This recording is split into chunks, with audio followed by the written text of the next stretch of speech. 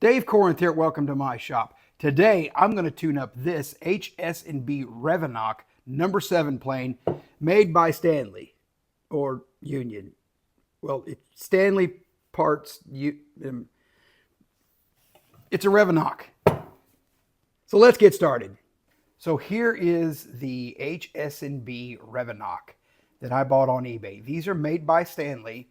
They're called Union Deletes because they were originally Union patterned, and then of course the Union was machined off, and then these were machined by Stanley, and they're Stanley parts. There's really no Union part on this except maybe the iron, but this thing bleeds Stanley through and through. And it's been sitting in my shop for about 3 weeks, so of course it's gathered some dust, and if you take the little Lee Nielsen brush here and wipe all that dust off, you can see it is in excellent condition. So this is going to be a light cleaning. I'm not going to do a lot of crazy stuff. Basically, I just want to get it sharpened. I don't like seeing the iron like that, and the lever cap and the chip breaker. And the sides, I'm going to do something with them. Not crazy. I don't want to lose all the patina, but I do want to get them cleaned up. And then I'm going to lap the sole as much as it needs, because number 7s don't need to be dead flat. And then we're going to sharpen the iron. Make sure the frog seat's good. Clean the tote knob up. Nothing crazy, just a basic light cleanup. And then get this thing where I can use it. So let's get this thing apart to start things off. I had done a partial disassembly of this plane when I did the unboxing video, so that I knew there wouldn't be any surprises, but I didn't take the tote knob off and wasn't real sure how difficult it was going to be to get that tote knob off. But it wasn't an issue and came off really easy.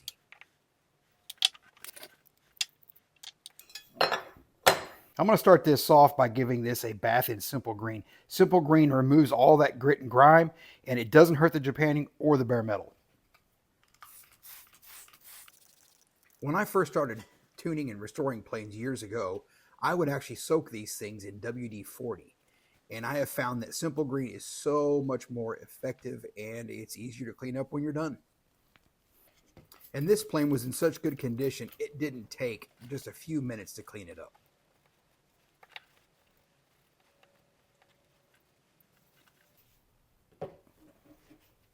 So now that I have the body and the frog pretty much cleaned up, at least all the grit and grime and dust and dirt, I want to focus on the sides of the body. And the sides of this thing are in really good condition. This is definitely not by any stretch of the imagination heavy rust. There's no pitting. This will clean up good, but I don't want to use sandpaper on it. I'm just going to take some 3/0 steel wool and then probably some 4/0 with, of course, the Simple Green. Taking sandpaper to the sides of this plane and making it look brand new, I just don't think would do this plane any justice. It should have some patina on those sides. And a few brown marks here and there don't bother me. I just don't like seeing a lot of brown on the sides. And I think that right there is where I'm going to stop. That, to me, looks really good. The other side won't be nearly as bad because you can actually see there's some metal in there that's showing through. And you don't want to forget the top rails because they should, of course, match the sides. And I'm going to do the same thing on the top rails with just some 3/0 steel wool and some of that Simple Green on the pad.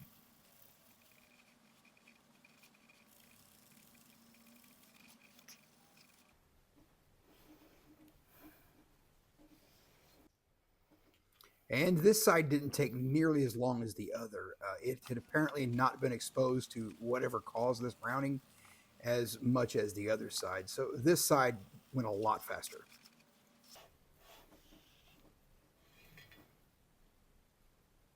Yep, I'm happy with that. So both sides are all cleaned up.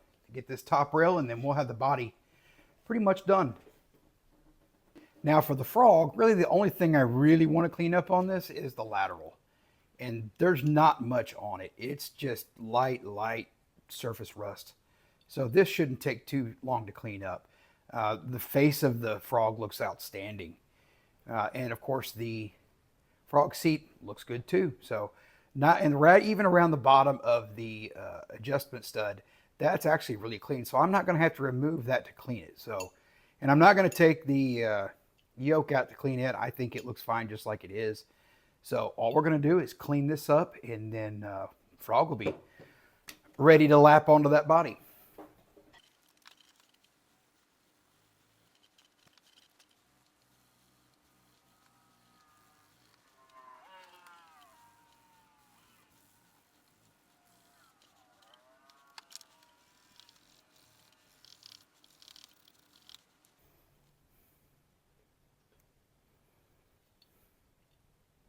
So now that I have the frog and the body cleaned, I want to go ahead and seat the frog to the frog seat. And I like to check these first just to make sure that there is no rocking. Even if there is no rocking, I'm still going to do it. Because I've got it undressed, might as well do it while I got it undressed. So what I do is I put the frog about where I want to put it when it's going to be set. And then I'll place my 2 fingers over the frog screws, applying just a little bit of pressure. And then I'm just going to try to rock the frog back and forth. Now, I don't know if you can hear that or not, but there's a little bit of rocking there. I can't feel it, but I can hear it.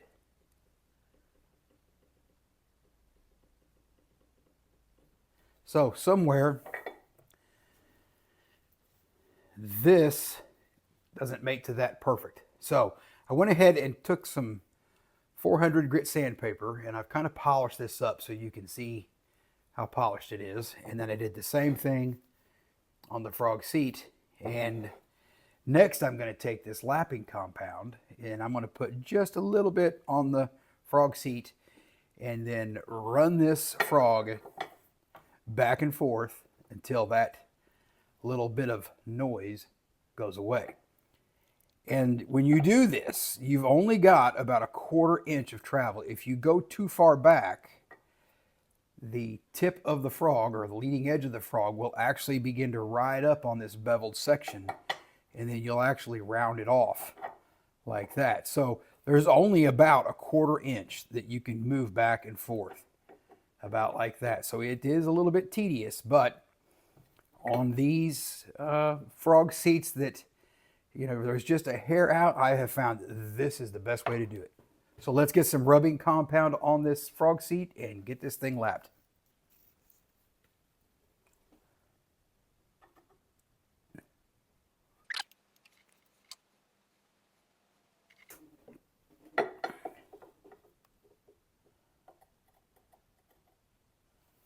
And then I like to put the frog screws back in to protect the threads from getting any of that lapping compound in there.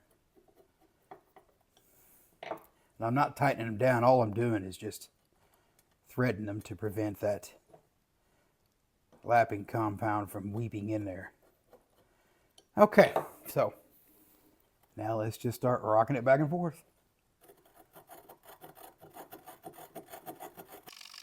While I'm not showing this in the video, I actually did this twice. I did it once and wasn't happy with the results, so I reloaded it with some of that lapping compound and did it again. See where we're at.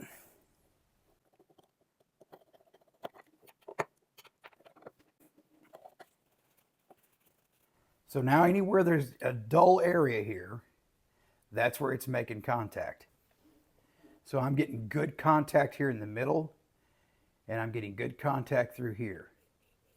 So let's look what the frog seat looks like.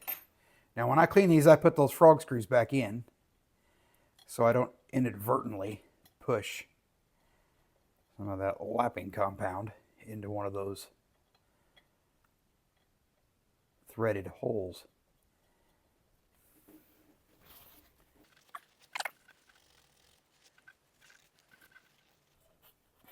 Tell you what else you don't want to do is you don't want to get this on the Japanning.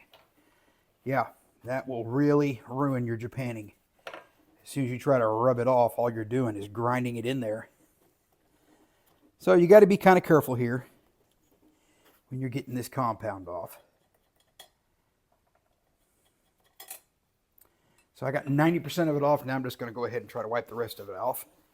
And we'll take a look at it. Okay. Where'd my pointer go? There it is. So now you can see here where it's shiny, wasn't touching. I'm getting good contact here, good contact in the middle, and good contact on that side. So I think we are going to be okay on this one. Well, let's try and put the frog on there and see if it makes that little rattling sound anymore.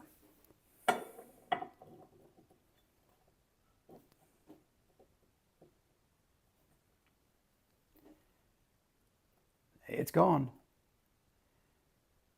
Now I don't hear it. So we're in good shape. So before I put the frog on the seat, I want to check the face of the frog. And I am not a big fan of lapping these face seats unless I'm going to use an aftermarket iron. And in this case, I'm not. I'm going to use the original iron, which I can assure you is not dead flat. So what I like to do is take a straight edge like this one and just put it on there and see how flat it is. And that looks pretty good. Normally I find that if there's any issues on these, it's usually right around where they tap this screw. I don't know if they tap this first and then machine it, or if they machine it then tap it, but normally right around the edges of that you'll find some stuff. But honestly it doesn't really matter, because the slot for the iron goes over that and it doesn't even make contact with the iron right around that screw. But I still like to get it anyway. So all I do is take a file and just kind of hit it. And you'll see any high spots show up.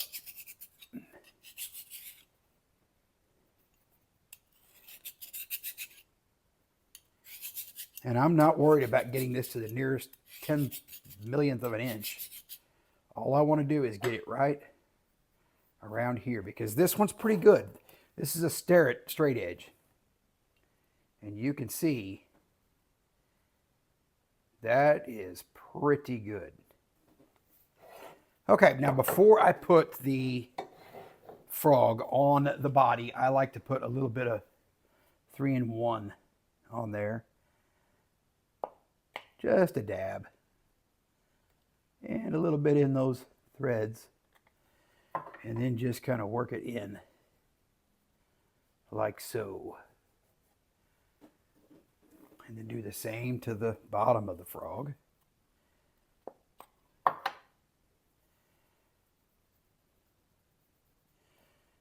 That should do. And before I put any of the screws back on the plane, I want to make sure that the threads are clean.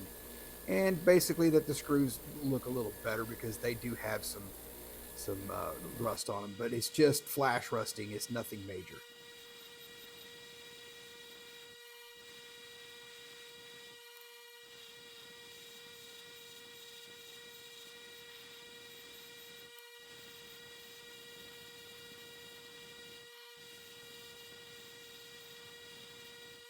So when I wire wheeled that, really the main thing I was after was the threads, because I didn't want those to have grit and grime on them. And when I say I have a fine wire wheel, the wire wheel that I have is actually made for, I believe it's called a carding wheel, and it's made for gunsmiths. And it's, I guess, to be used whenever they are cleaning a part and they don't want the gun blue to come off. This is that small screw on the front of the tote would go here. And these are gun blued from the factory. You can see these are the threads, and you can see it doesn't take off the gun blue. That's how fine the wire wheel I have is. So, highly recommend, if you can find one, get one. I did find a source for it, and I'll post it right here. So, great wire wheels, and especially for restoring these old planes and cleaning them up, because they are very gentle. And if they're gentle enough not to take off gun blue, then they are gentle enough to use on your planes.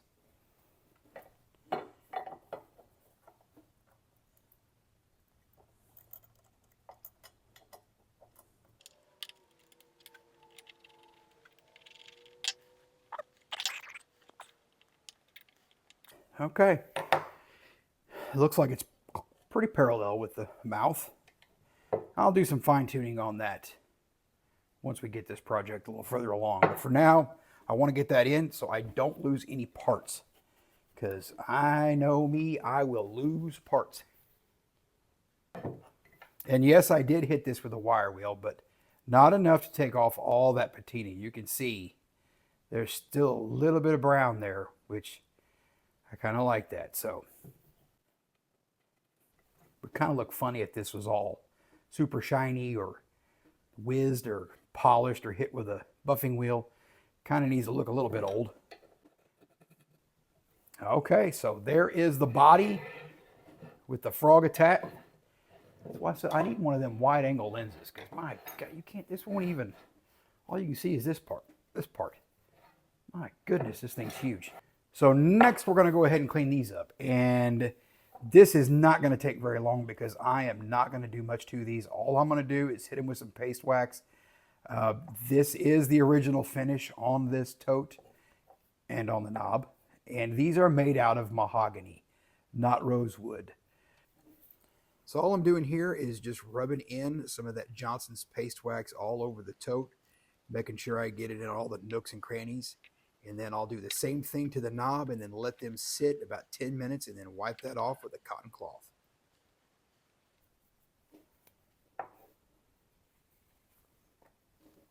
So these have had enough time to dry, so let's go ahead and polish these things up.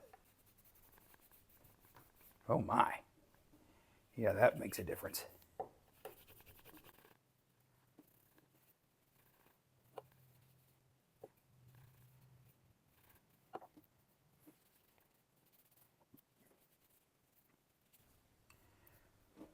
All righty. We'll get inside there. So this is where that scratch was at, and I'm not going to do anything with that. It's just part of the plane. Not going to worry about that. So, tote and knob are done. Let's put them on the plane.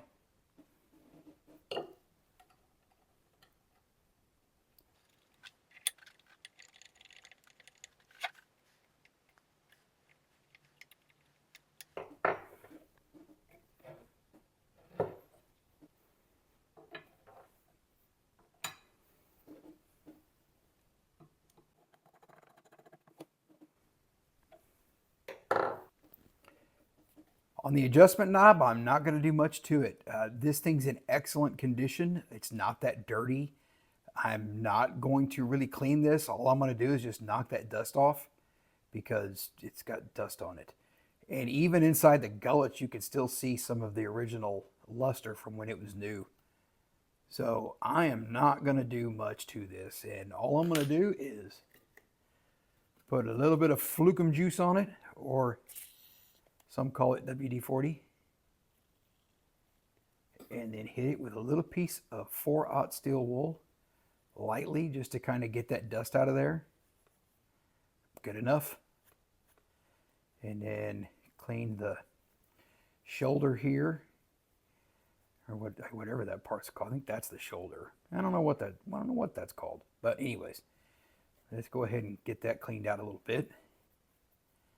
And that's good enough. I mean, that's all I want to do to that. And there you have it. I mean, that looks fantastic.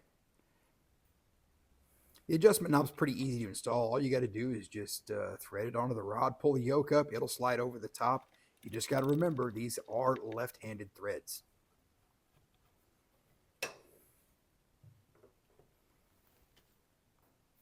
For the iron, all I really want to do is just knock this surface rust off. And I am going to use 400 grit wet dry sandpaper to do this, because I really want to be able to see that logo. And right now you can barely make it out. It's there, it's just not heavy. The stamping on it's light. And I'm not worried about sanding it off, but I do want to be able to read that. So I am going to use 400 grit wet dry sandpaper, then I'll hit it with some steel wool.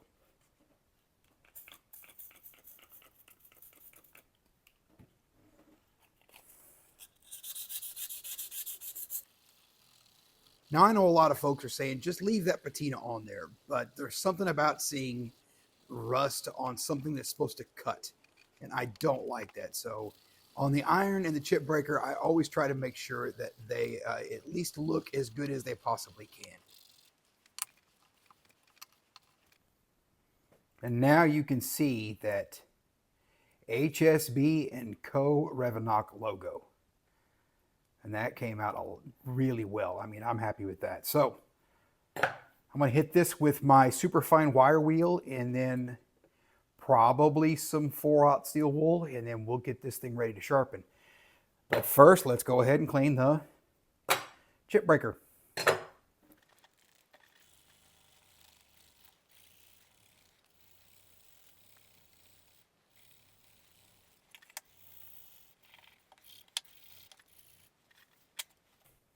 So there is the chip breaker. And if you'll notice, I didn't clean the backside.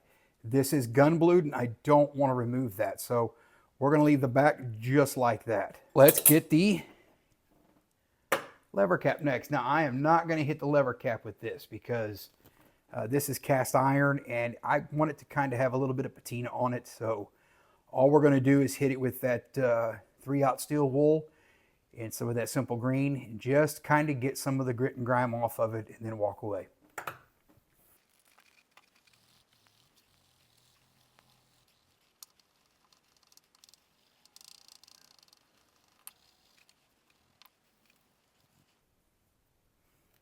And there is the lever cap. I'm not going to worry about the backside. I'm going to lap this later, but right now I'm not going to concern myself with it. This looks fantastic. I mean, there's no rust or anything on that. So this lever cap's in really good shape.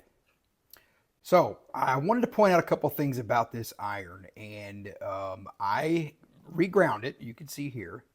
First, I started to lap it, and it was not flat by any stretch of the imagination. It took me 40 minutes to get it to this stage. And that's with the 320 grit stone and the 600 and then 1,000. And I still haven't hit it on the 3,000, but I had to resurface my water stones because they were getting kind of a belly in the bottom. And I do want this one to be a true flat grind on it. I don't want it to be, or I want it to be honed flat, not have a camber. So I do have a couple of issues with it that I'm not going to address right now because I want to see how it works first. And whoever sharpened this before, when they lapped the back, if they did lap the back, it left these corners rounded. There and there. And I could keep lapping it and lapping it and lapping it, or I could grind it down another 1/8 of an inch.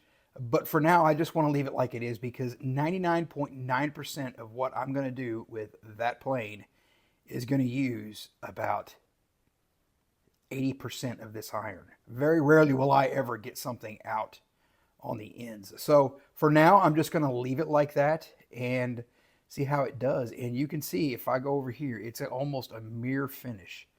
Let's see if I can, oh, looky there.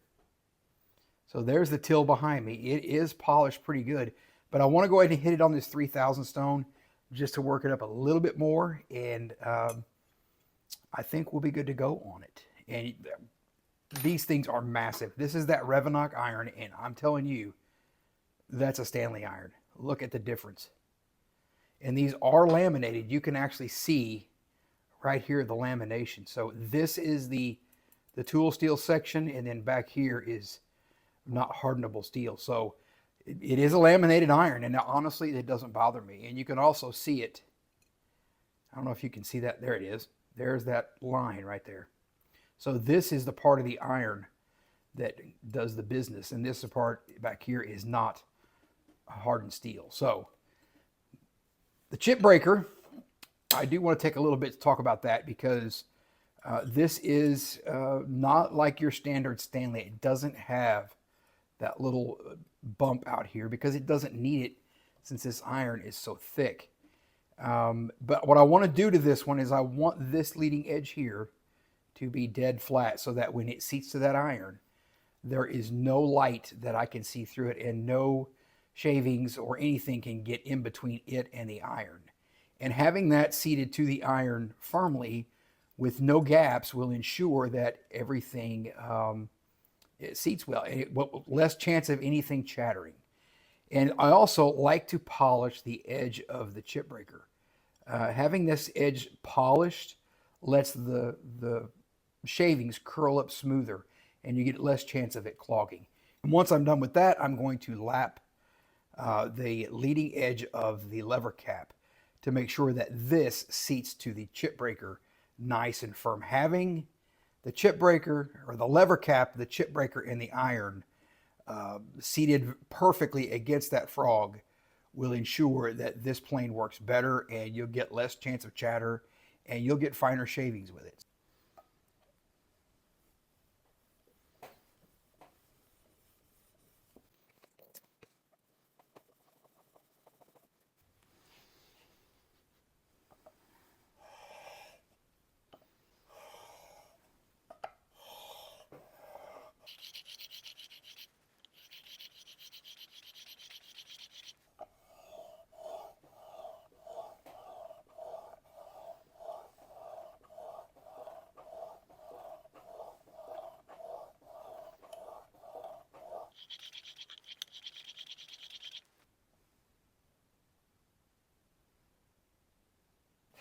Here I'm just lapping the very leading edge of the chip breaker with about a 1.5 to 2 degree bevel. And here I'm rolling the edge of that chip breaker to ensure that shavings don't get clogged up running over the top of it.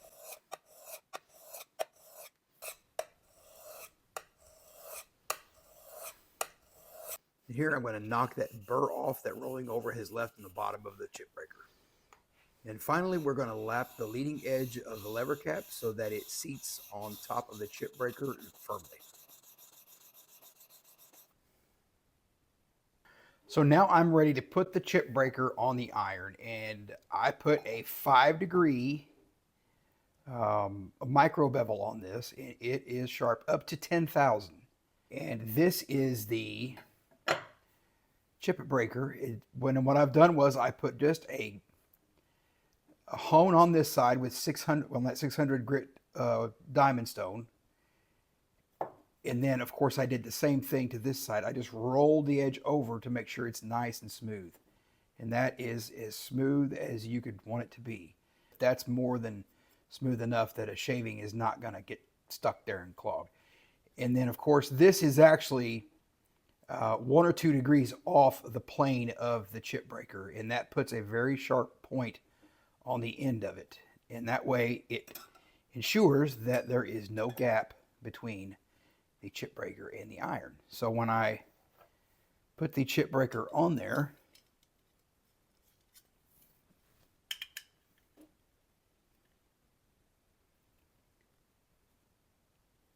and then I want to look between the chip breaker and the iron and see if I can see any light at all. And there is none. So I know that the chip breaker is seated to this iron very well, and there's no light coming through at that contact point. And then to help improve that, I also lapped the leading edge of the lever cap with 600 grit. I went 320 first and then flipped over to 600. And all you've got to do is just get that edge all the way from end to end. So for now, I'm going to go to bed because it's late at night and I'm tired and I need my beauty sleep. So I'm going to put this in the HSB Rev-O-Noc that's all cleaned up, minus the sole. And then I'm going to come out here tomorrow and we're going to lap that sole and get this thing ready to take for a test spin, see how well it works. So see you in the morning. So the morning is upon us. For you, of course, that was instantaneous, but I got a good night's sleep last night and got up this morning and went to a local high school where they had a veterans benefit lunch and ate lunch with some high school kids and had a great time. And now I'm back in the shop to go ahead and get this sole lapped. And this is a corrugated plane. And a lot of people don't like corrugated planes. Myself, I love them. And here's one reason why I love them. They are so much easier to lap. They really do reduce the surface area. So it's a lot easier to lap a corrugated plane versus a non-corrugated plane. So that's one reason, especially on a big plane like this joiner. This thing's 22 inches long. If this was just a smooth sole, it could take a very long time to lap. What I do before I lap them is I put the iron back in. I don't have a sacrificial iron for this plane, so I had to put the original one back in. And then I draw it up as far as I can get it so it's nowhere near the opening of the mouth because I don't want to damage that edge. So I just picked this up, and this is actually an extension wing on a Powermatic table saw. And it is about 1.5 inches thick, and it weighs, my goodness, a lot. But I am going to start using this to lap planes because it's longer. It's over 36 inches long. And for joiners, I can do a better job lapping them. And it should be machined pretty flat. This is 120 grit.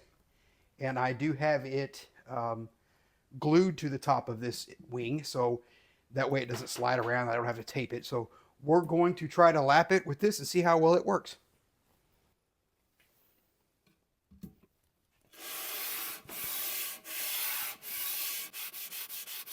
Let's see where we're at. So, man, that is good. What I'm looking for on this is the toe, the mouth, and of course the backside heel. So, because those 3 points are where it really matters. If you've got a spot here or in there, it really doesn't matter that much.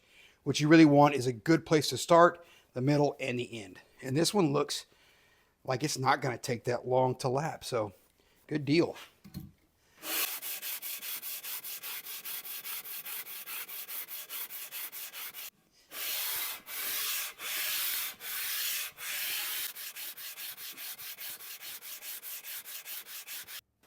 After the sole has been lapped with 120 grit, I'll then replace the sandpaper on the table with some 220 grit wet dry sandpaper and some oil. And this will be more than enough. I don't see the need to go any higher than 220.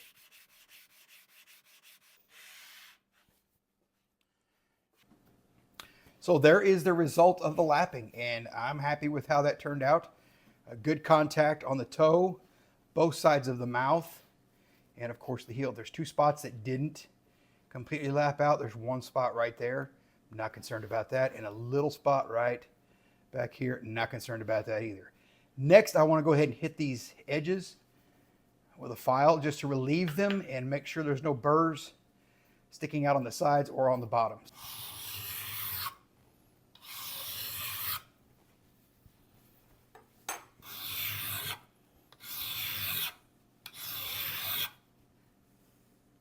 And this is the result of relieving those edges. It just makes it a nice smooth feel. You don't see any more of those little burrs sticking down on the bottom. I do this on all the planes that I tune up. And of course I also relieve the edge on the heel and the toe. And all it is just taking a file and just lightly hitting it to remove any little nicks and burrs that might have developed over the years of being stuffed into a toolbox or on a shelf somewhere. And of course, this is the fun part where you get to see the fruits of your labor. And I'm just drawing that knife down until it just touches the board. And what I'm wanting to hear when I do finally get a shaving is a very unique sound to a plane once it's been tuned correctly. The cutting action makes a nice, even, smooth sound.